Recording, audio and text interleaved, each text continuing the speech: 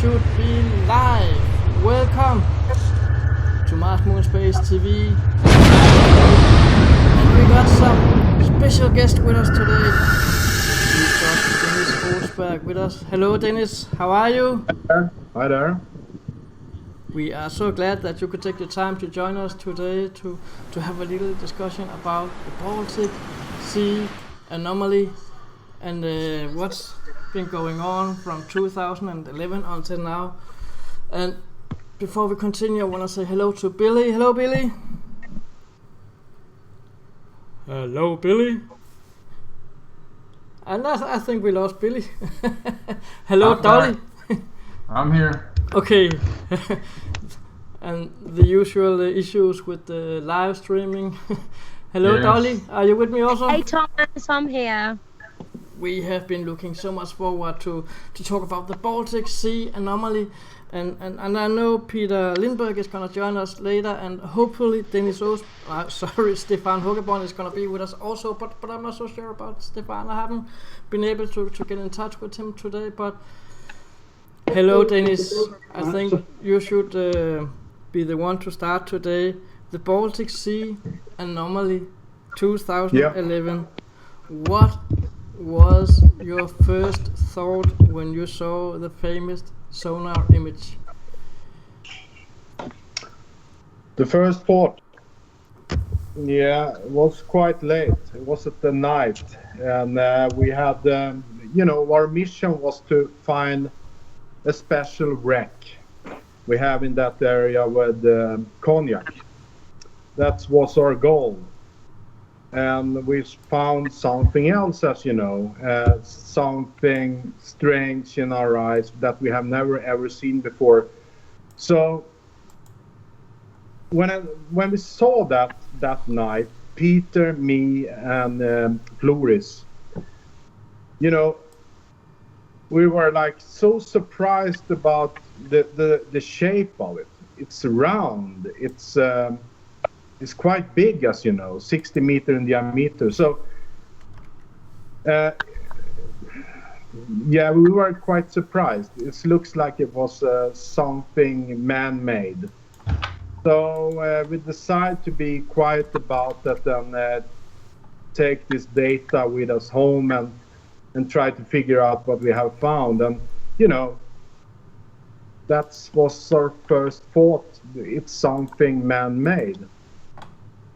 Yeah.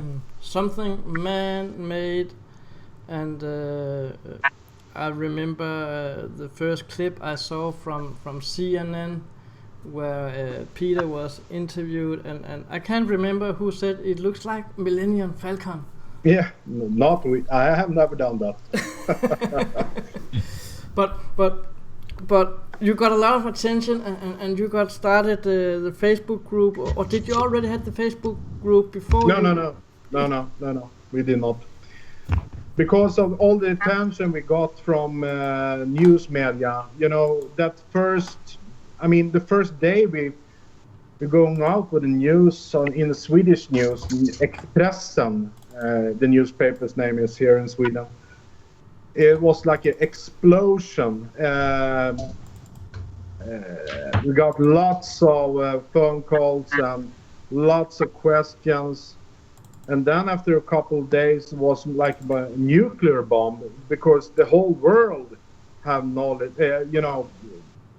got the information that we have found something.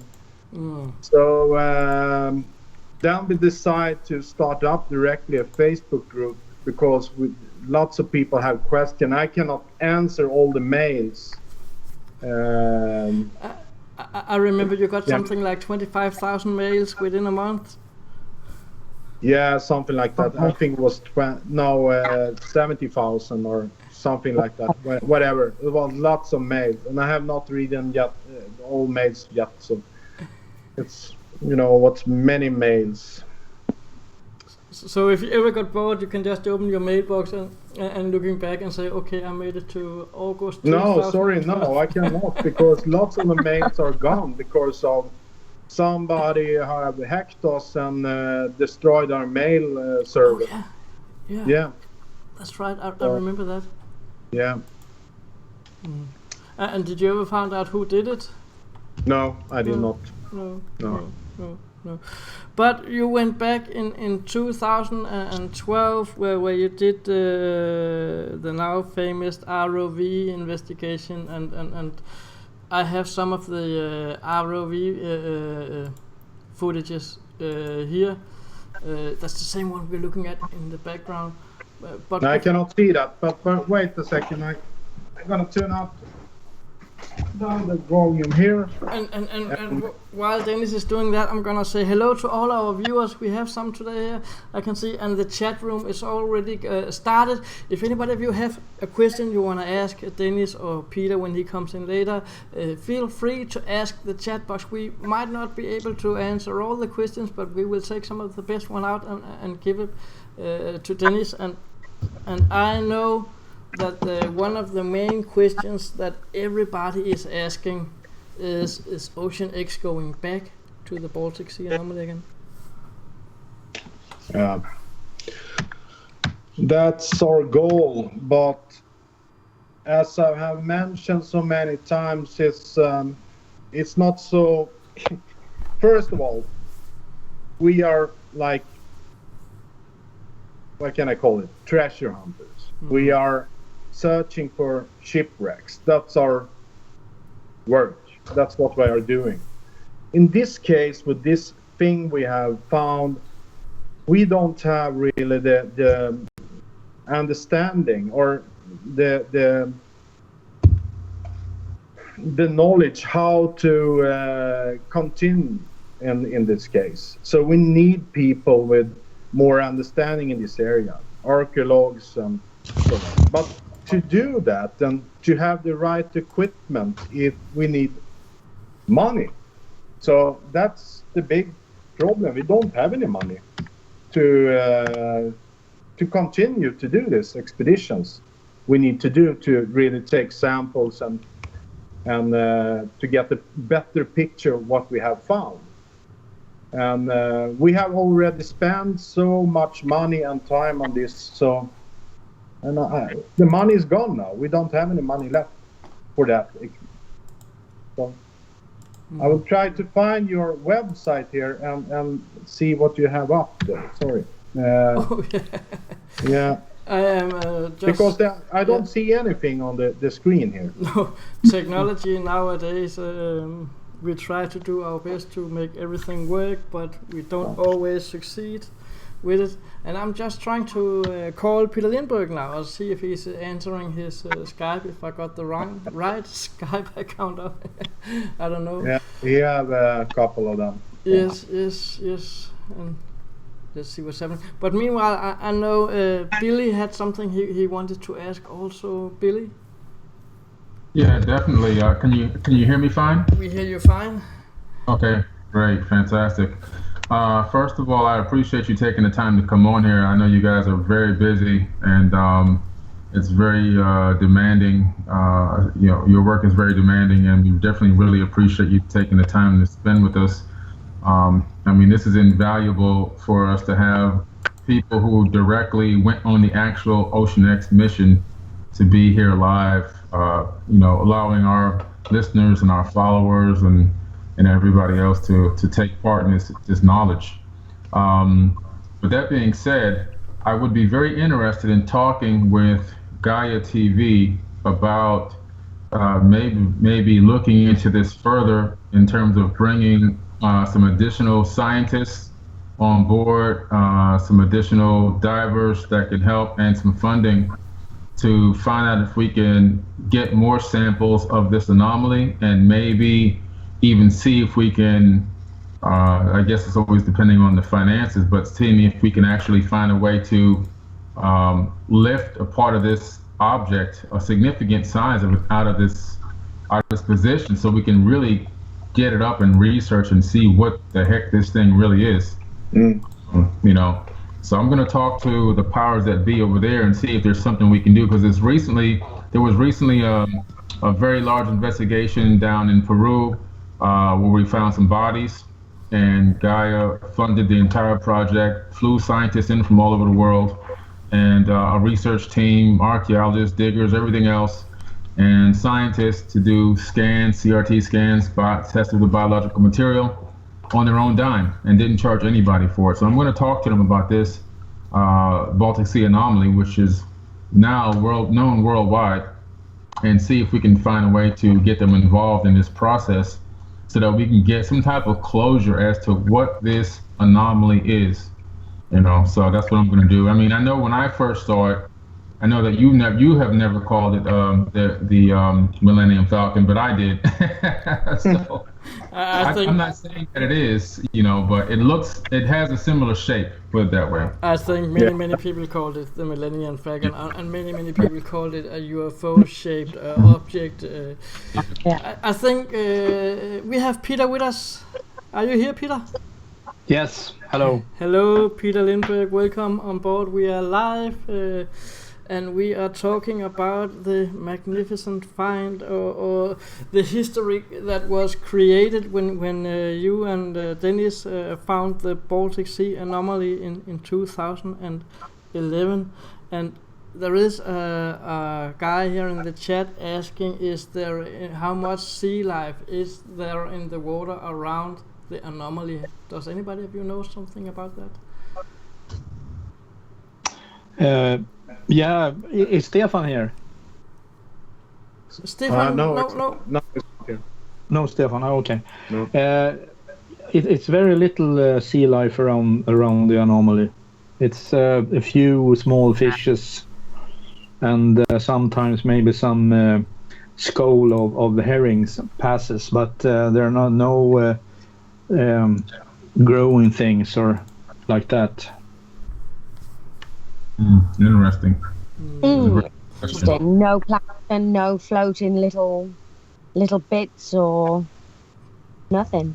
Not much. Yeah. Not really.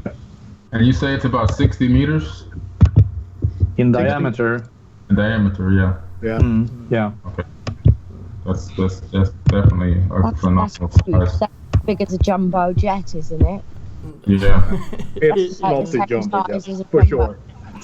There is another question here in the chat room, and it's from Matt Nilsson, who says, "Hi from Sweden. How much money do the team need to do an expedition? What is the cost of an expedition?" And I think we've been on this one before, but I think Peter, you must be the one to know how much does it cost to rent a ship and a crew and go out and do a proper investigation. Well, it's kind of different levels on what kind of surveys we can do. But just to go out there and have a look may cost, I don't know, $100,000 US. But as soon as we going to do something serious in a scientific way, the price just rush away. So yeah, it's very costly. How many divers would you need to take with you out there? It depends on what kind of mission. I mean, if we're going to take a core drill, a sample out of the object, well, it can be done with the ROV as well. And but I would say that we need at least like 6 or 8 divers, since they have so short diving time down there. Yeah. Unless you go saturation, but then we're talking like 100,000 US per day. Okay. Whoa, okay. Oh. Yeah. There's a little bit there's a little bit distance to those kind of money. I know I donated something like 1,000 Danish kroner. Yeah. I don't think we get far from them. We get a meal or something. Back then. That's phenomenal, isn't it, for research, and especially if it's, you know, with such value as to finding out what it is, because it is an anomaly, you know, and it needs further investigation. So I'd be quite intrigued by Billy by contacting the powers that be to see if something could be done, because that would be absolutely phenomenal, wouldn't it, to get a crew out there and film the whole thing as well. Yeah, that would be Would be amazing. Yeah, I was wondering, Thomas, if you can actually put up another image to where the people looking now can see, what it looks like, scan image. Hang on 1 second here. Were there any samples at all taken, guys? Was there anything that was taken?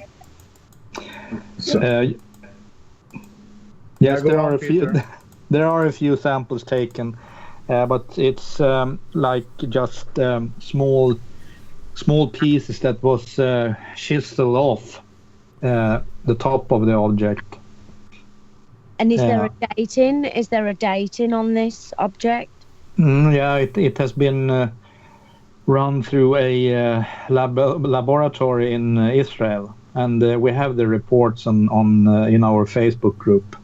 Okay. And it's even on the web page, or?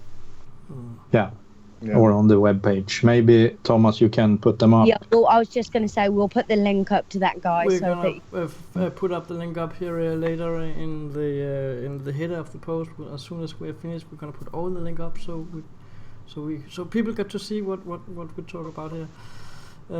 Guys, the mystery beneath the documentary that was made by Titan TV. Yeah. It was exciting. It was awesome to see a professional production company cover the Baltic Sea Anomaly. What do you think about? What do you guys think about the production, the finished product Titan TV created? You want me to start, Peter? Yeah, I can start. Do you want to start? Anyway, well, it's a long story. In my case, what I'm thinking about this was, from the beginning, we had hope that we're gonna solve this mystery, because this was a mystery for us in the beginning. When we found this thing, as looks like it's man-made for us, and we have a production company who wants to invest money into production and so on.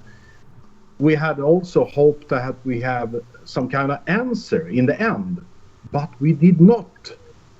So that's sad. We had hoped that we can continue with this production and do something with it and really find out what it is. But sorry, it was not like that. So that's my answer. Okay. We had a great thing going on with what's the name of the company then? CBS. No, NBC. NBC was it? Yeah. NBC. Yeah, and they were going to put a lot of effort into make a real survey of the anomaly and the surroundings as well, and it looked very great. But then we ended that contract with them because we had a Swedish company instead, but it didn't work out so well that either. But with the Titan production, we were promised about $600,000 from the beginning, so we could carry through a quite serious expedition. But already when we signed with them, just a week later, they started to negotiate. So we had it was down to like half of it, not even that. Wow! So we lost a lot of money that we were supposed to spend on doing more investigations of the object, but the money just was enough for one expedition, kind of, and that's that. So, well, we got into trouble already from the beginning, sadly. And then also Titan Production, they promised us that they were going to make a series out of it, 4 to 6 episodes. But then in the end, it was kind of a hasty work. The Mr. Beneath documentary. It's not bad, but it could have been so much better. And then there was all the ROV footages that Titan TV kept, and now they can't find it. They can, but they don't want. No. Okay, I have some news regarding those, because I actually found the guy that was responsible for those ROV footages, and he still have all the footages. He don't work at Titan TV anymore. He's just driving around. Wait a second. What do you say? I tracked down the guy that actually have the recordings. He took them with him from Titan TV when he stopped a few years ago. So I can, if you want to, I can give you the information to this guy after we have finished our live, so you can get in contact with him. I was actually trying to have a conversation with him about getting the footages so they could be available for the public, but I think he wanted to sell it also. I haven't talked to him for a few months now, but I still have his contact info here. So really, here we have something to grab on and hold on, so we might be able to, if somebody is a good negotiator, to get some of all the lost video footages from the ROV. Great, good work. It's probably included a lot of money to get it out from him. I think that was why he took it with him from Titan TV. But now at least we know where it is. We know it exists, and he has confirmed to me that he has it all on a disk. We go into the details after.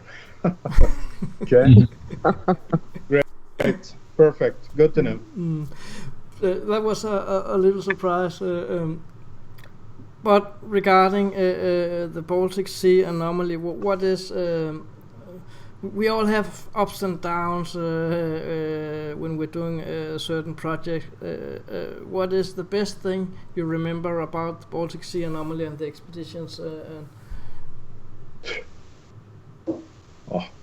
Jesus Christ, yeah. I think since we found this object in the Baltic Sea, everything has gone down. Sorry, but that's the reality for me. I don't know about Peter, but we have spent so much time and money in this, and we have not get anything back, not a cent, just pay bills for everything. So of course I'm very convinced, I'm convinced that we have found something very unique that I have said so many times, and I really want to find out what it is. But still, I'm a human being as everybody else. I must pay my bills and things, and no, it's have been tough for me. And Peter, it's I think we have lost our motivations a few years ago, and then we kind of have come to the road's end. We don't really know what to do to be able to carry through any more expeditions out to the area, because it's not just the anomaly itself that's interesting, it's the area. We have the anomaly number 2, and we have the Löf's pillars and such things, and we would really like to have a look of them all someday, but we don't know, I think, now how to be able to do that. But wasn't there something about a wreck just nearby that you wanted to go visit, or have you already been out visiting that wreck? We have been, maybe not in the area, but we have been in the area, kind of. Quite close. Yeah. Well, quite close, but several nautical miles from there, but working with other wrecks. Don't go into details, Peter. Don't give the secrets away. But then also, we have passed the area a few times, and today I have wrote some in the Facebook group about when we were there 2013, and then we stopped just when we passed by, and it was that then we realized the magnetic deviation that are around the anomaly or in the area. And it was also that time when we got these, whatever it was, just below the surface on the sonar. Today I also wrote about what we saw on the radar that during that day when we were there, or during that night. 2013 is kind of a year I remember because a lot of things happens when we just passed it. And some of that we are looking at on the screen now is actually from one of your earlier missions to Iraq, where you were diving for, so you could salvage some of the things on board. I don't know if you remember this video, if you can see it, Peter. Yeah, it's Astrid. It was Astrid, or was Astrid, right? yeah, Yes. yeah. Well, And that was supposed to be in the TV series that Titan was going to produce. It was not supposed just to be about the anomaly. It was about our wreck projects as well. But all that film material is just gone, I guess. Or if this guy has it. How many companies, film companies, has contacted you to ask for doing documentaries? Oh, There's many. It started already in 2011, and we had the problem with what Big Cat or what the name was, and Yeah, correct. then there were. Do you remember the name of the guy that said that he had Walt Disney behind him? Oh, no. And so on. We have been cheated so many times. Yeah. It's so sad. Sometimes it's a sad world we're living. When somebody finds something really interesting, everybody just jumps into to torn everything apart and steal everything if they can, and gain as much of it as possible without leaving any credit, or at least a thank you for those who did the work, like Ocean X did here. And I have some weird noise in the background here. Yeah, me too. Yeah, that was. Somebody has a speaker on here. Oh, phone's fake. But let's go back a little bit, because I'm looking at my screen here, and the RAE is just about to take a sample or pick up a rock from the bottom of the sea here. And right next to that rock, somebody has a speaker on here. Or a mic on? No. No? Okay.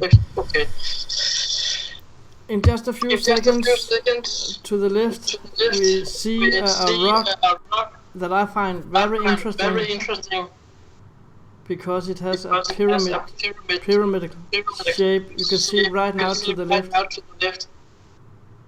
Is that a normal shaped rock?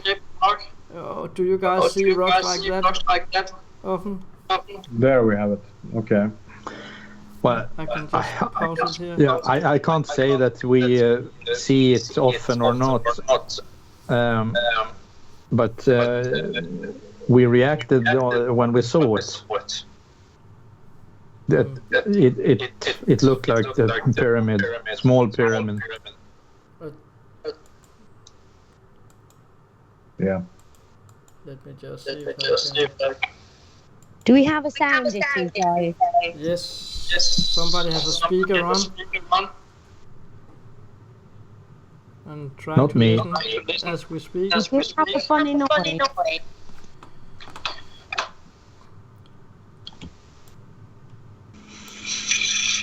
I'll have to check up here. I think it's you, Thomas.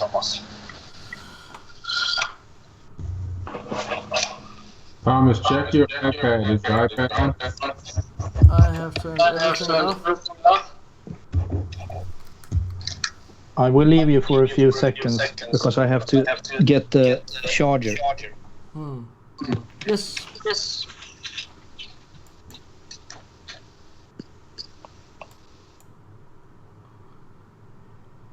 And we still have an echo, and I have no idea what to do about it. That's bizarre. Let me just check up on it here. I'm sorry. And while I'm checking up on it, I'm just gonna post a little teaser here from the Unsolved Mystery.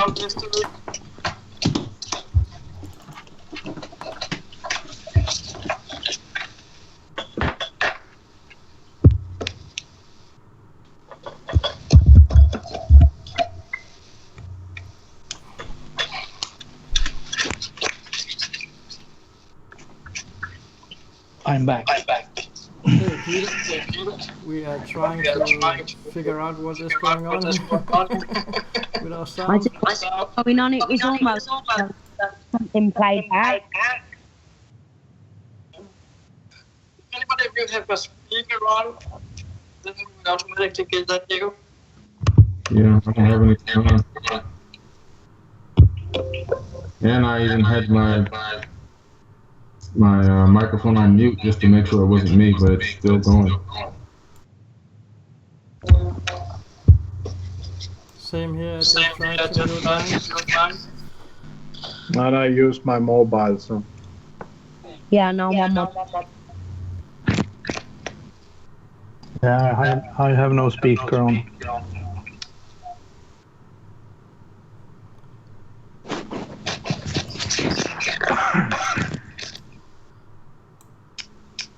Still problem?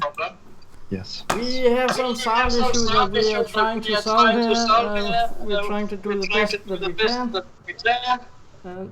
We'll be back in just a few seconds.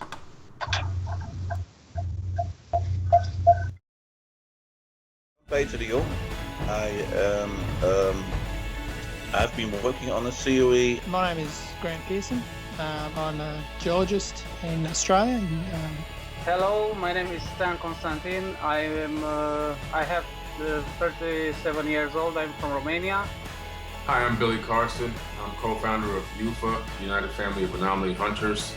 Also the founder of Forbidden Knowledge on Facebook and Instagram. Hi, my name is Jarmo Kortenimi. By training, I'm a planetary geomorphologist.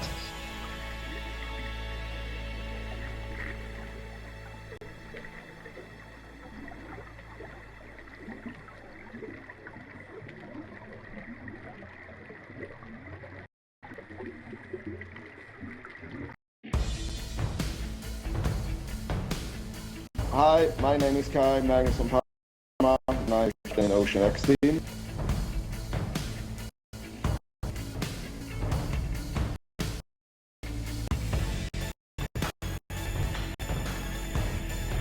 My name is Peter Lindberg, and I'm the co-owner of Ocean X team. Hi, my name is Aasberg. I'm the co-owner of Ocean X team.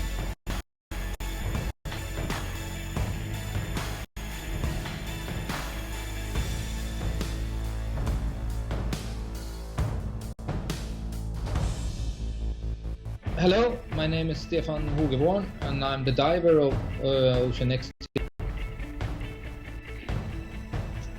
Hello, I'm Jan-Peter de Jong. I've been working on a COE. My name is Grant Pearson. I'm a geologist in Australia. Hello, my name is Stan Constantin. I have 37 years old. I'm from Romania. Hi, I'm Billy Carson. I'm co-founder of UFA, United Family of Anomaly Hunters. Also the founder of Forbidden Knowledge on Facebook and Instagram. Hi, my name is Jarmo Kortenimi. By training, I'm a planetary geomorphologist.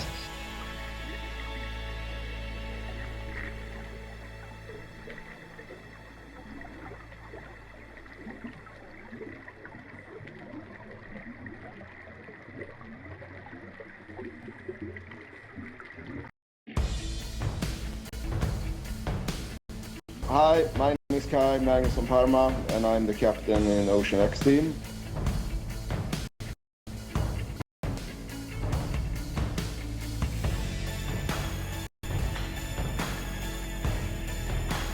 My name is Peter Lindberg, and I'm the co-owner of Ocean X team. Hi, my name is Dennis Aasberg. I'm the co-owner of Ocean XT.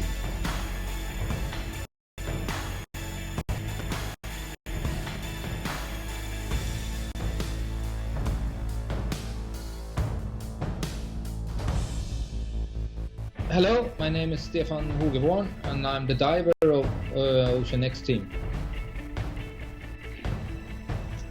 Hello, I'm Jan Peter de Jong. I am. We are back and we just found out what the issue was, and we're not gonna talk more about that. but we are back with Peter and Lindberg and Dennis Aasberg from the Ocean Explore team that actually found the Baltic Sea Anomaly, and I need to find a picture that I have here of let me just see. I have a special blue view picture that also many people spoke about. That is the picture, the image that actually contains the what seems to be or looks like a round hole within a square frame, and many people have stated that it's not there is an optical illusion due to the way the blue view scanner works or operates or creates a picture from the data that gets sent back. And Peter, I know you had a theory about that 2 meter round hole that maybe isn't there at all. Is that right? Exactly. It might be just a shadow or just a pit in the surface, and that pit makes this shadow, because we haven't got visual on that big hole, but at the same time we filmed the small hole, but we didn't find that either when we tried to find it later on with the ROV. I remember that last time I spoke to Stefan Hogeborn, he said that they wanted to make a little joke with some of the team members here and put in a little bottle of oxygen or something, so throw it in so bubble would come out and they would film it and say, hey, something is going on. But and it was a joke between the members, not something to go in public. The target was me. Yeah. The target was sure. that. But as Stefan said, they could not find the hole again when they came back there. How many times have you been out there now? Well, it's not so many times. It's 1, 2, 3. We've been there 3 times, and we spent. First time we were there, I think 3 days, and the second time we were there for like 2 days, and then in 2013 we were there just. Well, it was like 24 hours, less than that.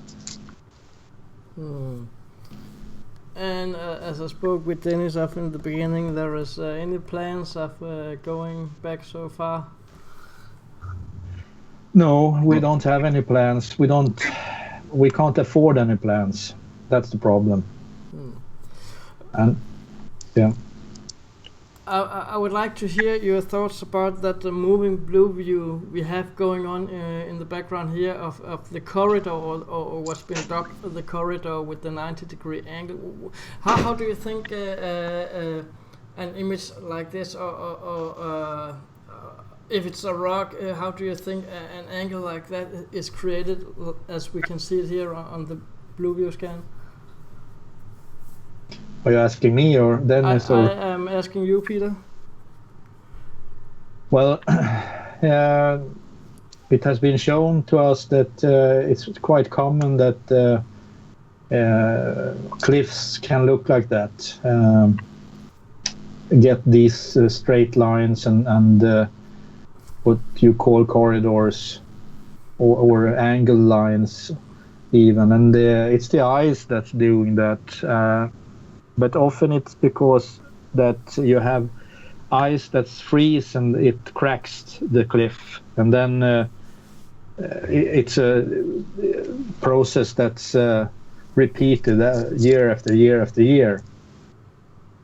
But this has been on the water for a very long time, so it must have been long time ago then. If this has been above the water, so it could facing the same procedure, kind of. Then we have to talk to Billy. Billy, how many years ago was it that the Baltic basin was dry land? If we have Billy with us. Are you still with us, Billy? I think we lost Billy. Billy's disappeared. Billy's disappeared, yeah. Yes, but yes, continue. Yeah, we found mussel fossils, and from a quite big blue mussel and or clam, and they live down to 10 meters or 30 feet depth, and we found that not so far away in the bottom, and that was about 80 meters. Which mean that that part must have been quite shallow water sometime. And since the anomaly is up to 74 meters, it's not impossible that that part was above the water. Or well, even more of it was above water at one time. It's all very interesting because as far as I remember, I think it was 14 or 15,000 years ago that the Baltic Sea should be dry land at that time before the water came in. It was a smaller lake. And that lake was called Ancellus, just like the ship. Yeah, the first ship. There was a meaning with that. Yes, and talking about that, I know you have a special relationship to Ancellus, Dennis. What is that? I don't know what you mean. We saw a lot of posting about Ancellus, and then when it was sold to a Norwegian company. Norwegian? Yeah, wasn't it a guy from Norwegian, Finland? No. No? Oh. I am was a so Swedish wrong. guy. Swedish guy. Was it a sold Swedish it. guy? Okay, because last time we tracked... Okay, then it might have been in Norway when we tracked it last time. Okay. That's probably where the confusing is. But it was funny, and it was a kind of a coincidence that the name was Ancellus. Ancellus. It is. And the lake that was in that area was dubbed the same. It has to mean something. A lot of people would say. But Dollie, are you with us still? I am. I'm just thinking. I can hear Billy's renovations going on in his house. Renovation in his house. That you can hear. Okay. Interesting. Okay. But I've got something that I want to say to the guys because. You know, this has become a huge part of their lives. There's no escaping it. It has become for sure. part of you now, hasn't it? Personally, emotionally, physically, and mentally. Yep. So, in some way, there has to be a closure to this, doesn't there? Of course. Hopefully. So we have to find a way, don't we, to get this solved, the Baltic Sea mystery. We have tried for a couple of years now, but without success. So, yeah, please help us. We do. We need the public. That's what we need. We need the public. We need to raise interest, and we need to approach this from a scientific and archaeological point of view, as to find out what it is. Yeah. But right. But let us hear Dennis. We spoke a little bit about it in the beginning. from 2011 and until now, there has been so many speculations going on to what it is, and it all started when people said Millennium Falcon and everybody was screaming UFO, and then it turned over to ancient construction, and then it turned a little bit more over to man-made by men as we know today, and what are you guys thinking today here almost 6 years later? If we start with Dennis. Oh, what I'm thinking is, I really don't know. The first time I saw it, of course, I was like shocked about the shape of it and the size of it. I have never ever seen anything like that. So we come home, and of course we talk to people with knowledge about sonar pictures and so on, and they have never ever seen it themselves. So it was a new thing. Of course, when it's coming out in the news and begin to grow, and people begin to speculate about UFO and so on. Of course, I'm thinking out the side of the box also, as many other people. Perhaps it is something from space, but perhaps it is something man constructed. Somebody have done it. But it can also be a meteorite. This can be a volcano. So it's so much speculation about this. But being a volcano, I heard you just say that we had a discussion with your captain Cai Magnusson Parma. About it, that he said he thought it could be a volcano or an ancient volcano, but that kind of doesn't fit into the history. I know.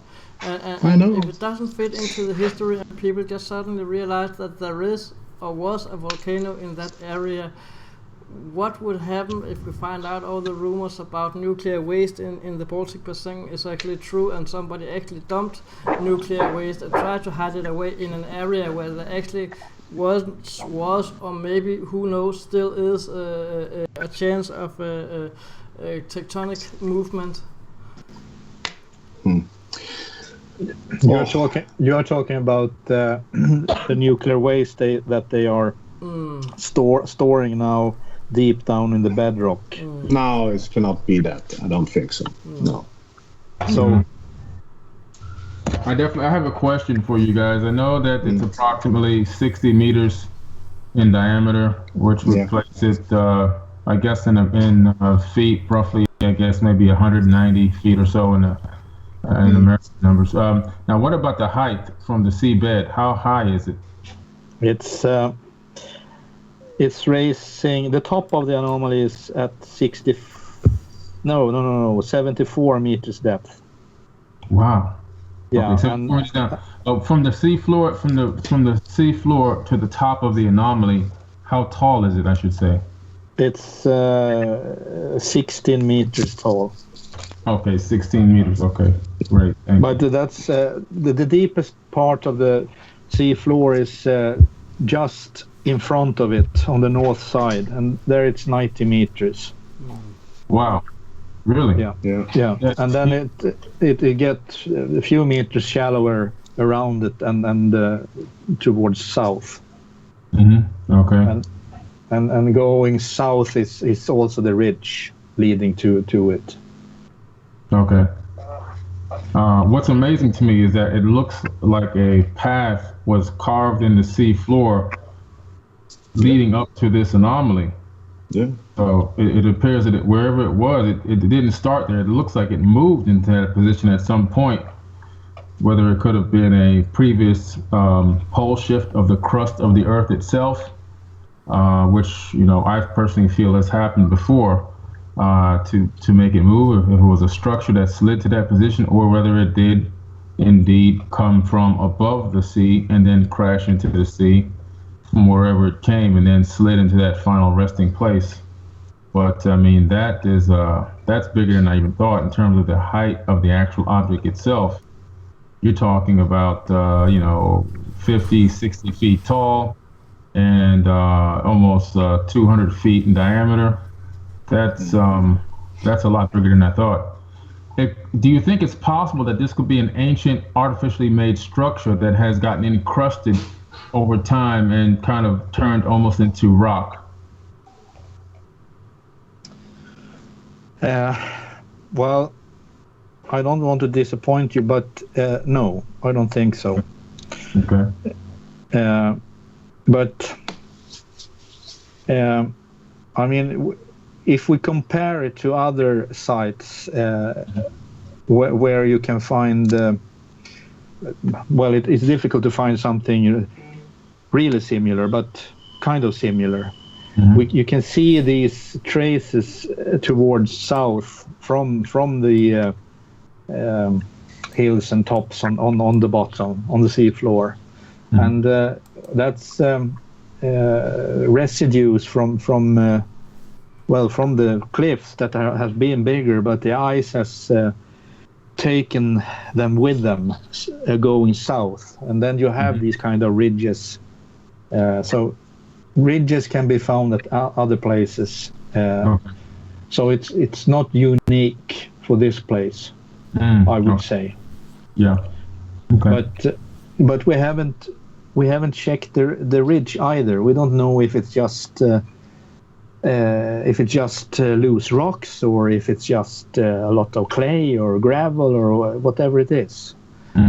If it is just kind of looser material, then it's not from the anomaly itself. Right.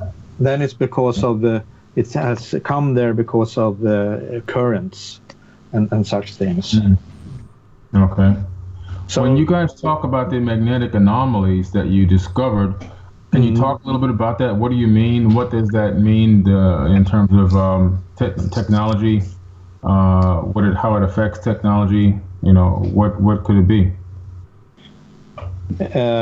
You mean how we noticed the deviation or the anomaly, the magnetic anomaly? Yeah.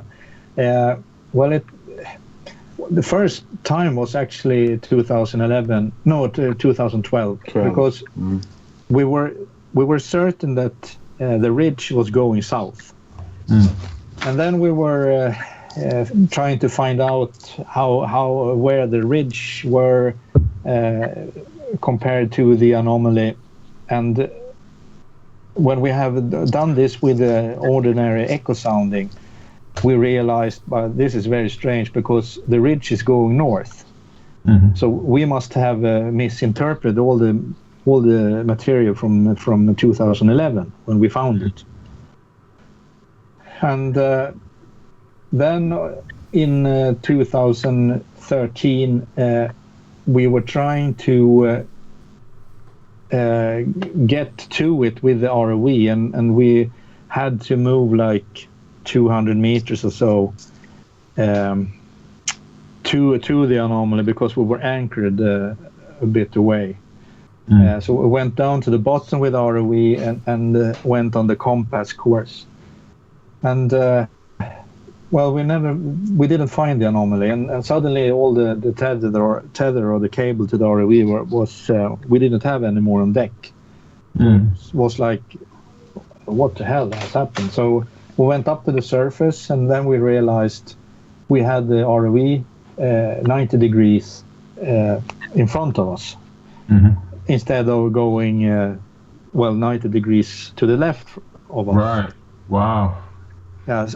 So we did a new try. We went down to the bottom where we saw the ROV, and we took a new compass course, and we didn't find the anomaly. And it was the same thing. The tether was ended and no anomaly. So we drive the ROV on the surface to a place there the anomaly must be, and went down, and then we got on top of it. That is amazing. Yeah, it was then we realized it's a compass deviation there. It's a magnetic anomaly. And it might be in the whole area. I don't know what it was there. Strange it was. Yeah, that's very strange, guys. I mean, that's really strange. There's a similar magnetic anomaly in the center of the Bermuda Triangle I saw a gentleman who did a documentary, independent documentary, where he where supposedly there's a submerged pyramid in the center of the Bermuda Triangle, and he got on a little boat and went out, and definitely there was a magnetic anomaly there, and now you guys are saying that you might have discovered a magnetic anomaly at the location of this Baltic Sea anomaly. That's pretty amazing. It's really amazing, because both places are now said to have anomalies, and both places have a magnetic disturbance. So I don't believe in coincidences. There's definitely something going on, beneath our oceans that we really need to look at. And I truly hope that we can get enough funding together to go back, allow you guys to go back to this site and do a proper investigation of the surrounding area, and also of the anomaly itself. Yep. I truly hope that one day it will happen, and I'm pretty sure that if it happens, that someone has the money, comes and say, let's go do it. I'm pretty sure that Ocean X team will be ready to go for that expedition. Am I right? Yeah, of course. Yes. Of course. I have to interrupt a few seconds, because I'm sitting here and looking at the chat, and there's a question about the animation going on. Yes, that is an animation. It's made by Hogeborn, one of my good friends, and the first part was made by another man called Brian Prohit, I think his name is. So. And another guy is asking, why is this live when it says the 6th of the 6th in 2012? Because you are listening to us live, but the video we are watching, the ROV videos we saw, is from 2012. And this is a live debate about the Baltic Sea Anomaly, and we still have Peter Lindberg and Dennis Aasberg with us for a few minutes yet before we have to end here. Back to Dennis and Peter. I'm sorry to interrupt you. No problem. No, you have to carry on this. Yes. We have forgot what we talked about. So. Okay, it comes with age, I know it. Yeah. But, now I forgot what I wanted to ask about. Okay. Perhaps the viewers have some questions. I was reading here, and one guy was asking how deep is the dive, and I think we was talking about that a few times before. How deep down was the deepest part of it? 90 meters. 90 meters, yeah. Yes. And how long time is a diver? Can a diver stay down at 90 meters with maximum equipment? Wow. Well, I would say 20 minutes, but then they will have a very long 15 to 20. Decent. 50. Yeah. 15 minutes more. So that explains to those of you who keeps asking why doesn't the team just go out there and explore it. You heard Peter here and Dennis saying they can be down there for 15 to 20 minutes. When they have to go up, they have to spend something like 1 hour and 20 minutes or 1 hour and a half just to come up, going to correct. Yes, doing to the high pressure down there, and then it will take. Am I right, Peter? If I say there is you have to wait 24 hours before you can do the dive again. Actually, I think they can make a new dive within 12 hours, but they can do that for like 2 times or 3 times. Then they have to have at least 24 hours rest before they can dive again. So if we have 2 divers down there for 15 minutes, then that's is a work hour of 30 minutes for those 2, and if you have to do a proper investigation of an area that is 1660 meters in diameter, and you can stay there for 15 minutes each, and you can have a visibility of something like 1 to 1.5 meter. Let me just put on one of the ROV videos you were looking at here. Here you can see the visibility from the ROV, and And when you are lucky, you can see clear. We get some clear shots. This video footage, I have about 4 hours of video footage here, and maybe 25 minutes is as clear as that we are seeing here. The rest is Correct. just muddy water. So understand, it's not an easy task. Ocean X has performed. It's not something you just do. It takes almost a day to get to the area. And you will need a crew, and you will need, as Peter said before, between 6 and 8 divers, and you will need an ROV and the crew to that also. You will need a captain, you will need a ship, you will need fuel, you will need food, you will need a cook, and you will need a lot of stuff on an expedition like that. So something like $250,000, $250,000 is not unexpected cost for an expedition like that. So a lot of people have asked multiple times, why doesn't it just go out there and find out what it is? And I know the second time you went out there, you spent your own money on and savings on going out there. Is that right? Not the second time, but we 2013 we did that for sure. Yeah. I don't remember now if we went there third time 2012, but I think it was only two. But I'm getting too old. I think we went there 2 times, if I remember correctly. 2 times it was. Anyway, lots of money have just gone. It's gone. Yeah, well, actually we were there also 2014, wasn't we? And took a new very bad side scan. No, we was broken. That was the fisherman who took that blue scans. The WASP multi-beam scans. That's right. You're correct. There was a story to that one also, and it wasn't a happy story actually. It was we had in the Ocean Explore group this GoFundMe project that was supposed to create funds for the next expedition, and there was a guy, and I remember it very clear, that actually donated, was it 2,000 euros? Correct. Yes. Yeah. And I remember it because I was sitting and following it almost hour for hour, and then just suddenly it said, and I'm not going to mention the name here, 2,000 euro, and I was like, what? So I got on to the chat on Messenger and I wrote to Dennis, check your GoFundMe. Yeah, I did. And the sad thing about it, it was great to get 2,000 euros. It was not enough, but it was great, and it was a good gift. But what happened next was, did he report that his card was stolen? Yeah. Yeah. Yeah, and they closed our account. And totally. They closed it all. Because of that. Yeah. Because of that incident. That's why we don't want to start a new one, because we have been in that situation. Yeah, and we got so much criticism for that GoFundMe. It was not, well, we had our thoughts about it, but it was not our idea. It was you as fans' idea to put up this GoFundMe.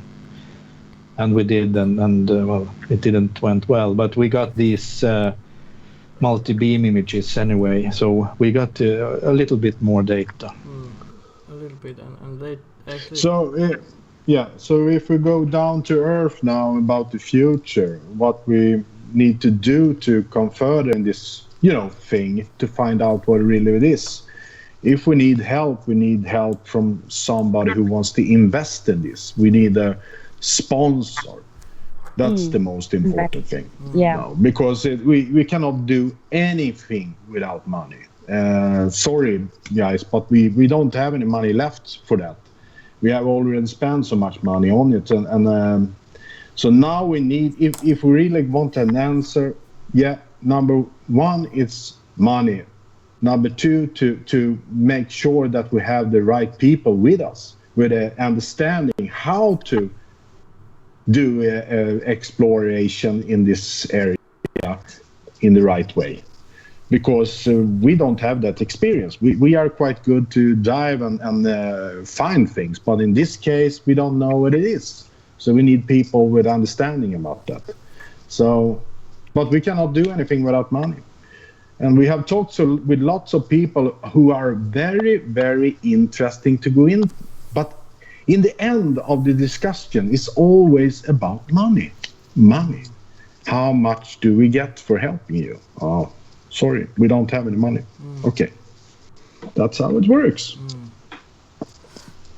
Billy and Dollie, do you have anything you want to ask the guys before we are going to end? Well, is there any way on a future expedition, if you were able to get enough funding to go back, of course, to send inside, well, yeah, send a some type of an object inside one of the holes, or create a hole and send an object inside with a light so that we can see what's on the inside of the structure? Yep. Absolutely. We have to refine the at least the hole we have video on, and start to look down to it with the ROV. Is it a hole? Is it a deep hole, or just a shallow hole, or is it just maybe something boring as a pit? Right. Okay. Yeah. So take more samples also. Yes, that's what I was going to say. And perhaps in some way drill into it, to have the right equipment to drill into it, to take samples from the object. Yeah. That would be awesome. And I would like right here and now say, if you bring a little thing back from the rock object, it could be a rock.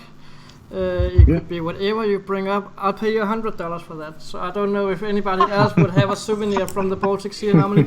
And listen to what I'm saying out here, guys. Some people say this is just a rock. Some people say it's a UFO, a crashed UFO. Some people say it's a man-made. Some people call it ancient construction. Here is the deal, guys out there. Now listen carefully. No matter what we are dealing with here, if it's a rock, if it's not, if it's ancient, if it's not, this has become a part of our history. No matter what it is. So to be honest, if I had the money for it, I would throw $250,000 at you right here, right now, and say, go find out. And I would not be disappointed if it turned out to be a simple rock.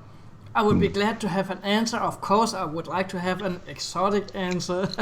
Who didn't want that? But I would not be disappointed, because this has been a journey in life that started in 2011 with the Ocean X team, with Peter Lindberg, with Dennis Aasberg, with Stefan, Hogeborn and Cai Magnusson on the Antilles. No, it was not even on the Antilles. It was an old fishing boat that actually you had to go to a shipyard in Finland, and that was on the way home from that. You threw out the sonar fish and got the sonar picture that became the beginning of a part of our history that we all can read about everywhere on the internet. We can all see videos on it about it. We have so many different videos. Some one of them are fake as hell, and some of them are actually good videos, having some great constructive discussions and debates and content in it, and some of it is not. But rock, UFO, ancient construction, it's a part of our history, and I'm glad to and I'm a little bit proud also, because I have that part of the history tattooed on my chest. Do you remember that, Peter and Dennis, when we met up in Stockholm last year? Yeah. And they were falling to their knees to worship my tattoo of the Baltic Sea Anomaly. But yeah, that's nice.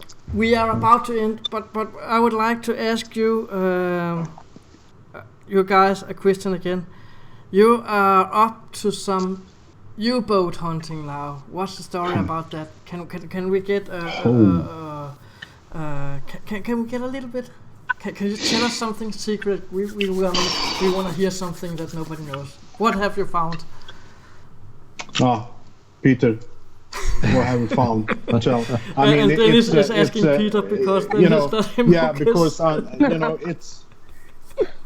I'm gonna be really honest with you. My and Peter's situation. Okay, me. I'm talking about me now. I'm so frustrated, pissed off, and angry, and sad, and about the whole situation we are in because of this sub. Not only about the thing we found 2011. Now we have the sub. It seems that we run into the wall time after time after time, and this time we are cheated by our Swedish government. So we are at war with the Swedish government because our rights for the submarine we found 2014. This submarine 15. 15, sorry. 15. The submarine Som. And so it's lots of things going on in my body now. I'm not glad at all because it's so much money involved in that project, and we are screwed big time. Yeah, it's very sad because it was quite an exciting find when we found that Russian World War I submarine, and it was in so good shape, and we have the relatives to the crew, the relatives that still was around, their approval to in the end salvage the submarine and take care of the bodies inside and make sure that they were sent to their homes in Russia, and but then everything just fell apart when the Russian government got involved together with the Swedish government, and they have really done life quite hard for us, and very expensive. Wow. So that was also a very fine find that went bad, sadly. But then we have been out searching for other submarines, and we're still searching, I can say. Are you? And you haven't found anything yet? Perhaps we have, and we will not tell you. Perhaps we have. Okay. We have found things, but we kind of want to. We are much more secret about it now. We have learned. We have learned. We have always been open with everything we have found because we think it's people should know. Mm-hmm. But now, after have been treated like this in Sweden, our own government, or we don't trust them anymore. So let's be quiet instead. Right. So that's the best thing for us. So that's how it is. Sorry, but Okay. That's how it is. And to all the viewers out there that has been listening in today, you can go to Ocean Explore group on Facebook and join the group out there. And I'm pretty sure that Peter and Dennis will give us a link to where we can follow them with the submarine, and there will probably also be a link to Ocean Explore homepage. Is what is oceanexplore.se, am I right, or is it .com? oceanxteam.com. oceanxteam.com, where you can follow the guys almost every step they take and read more, see more, hear more. Guys, we're about to end for now. Wow, it's been amazing. Thank you so much. This has been a real pleasure. And one last thing, if there is a lonely millionaire out there who don't know how to spend 200... Oh, it was not for you, Dollie. If there is a lonely millionaire out there that don't know how to spend $250,000, then feel free to contact the Ocean Explore team. You can get their contact info on. We need a sugar daddy. Yeah. Good cause. And for all of you guys out there, remember when this live stream ends, go click on get live notification. We are over 15,000 views now so far for today, and that's been awesome to have so many people dropping by here to hear what Peter and Dennis have to say.